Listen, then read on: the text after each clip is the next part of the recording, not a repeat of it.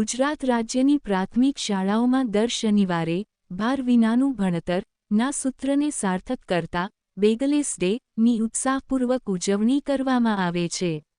આ દિવસનો મુખ્ય ઉદ્દેશ બાળકોમાં સર્જનાત્મકતા, ટીમભાવના, આત્મવિશ્વાસ અને શાળા પ્રત્યે સકારાત્મક વલણ વિકસાવવાનો રહ્યો છે।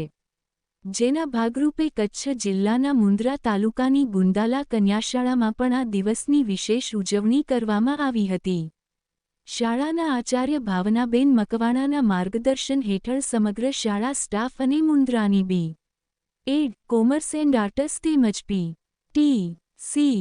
કોલેજના તાલીમાર્થીઓએ ઉત્સાહભેર સહભાગી આયોજન કરીને કાર્યક્રમને સફળ બનાવ્યો હતો।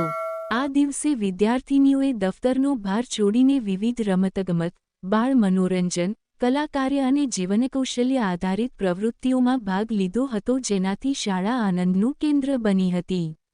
જિલ્લા બદલી થતાં શાળામાંથી વિદાય લેનાર શિક્ષિકા ઝલકબેન દ્વારા વિદ્યાર્થિનીઓને સ્નેહભર્યો પૌષ્ટિક નાસ્તો કરાવવામાં આવ્યો હતો।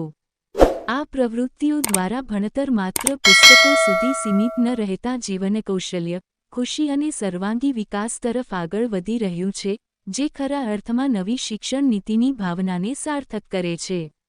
દિવસ દરમિયાન યોજાયેલી સ્પર્ધાઓના વિજેતાઓને પ્રોત્સાહિત કરાયા હતા।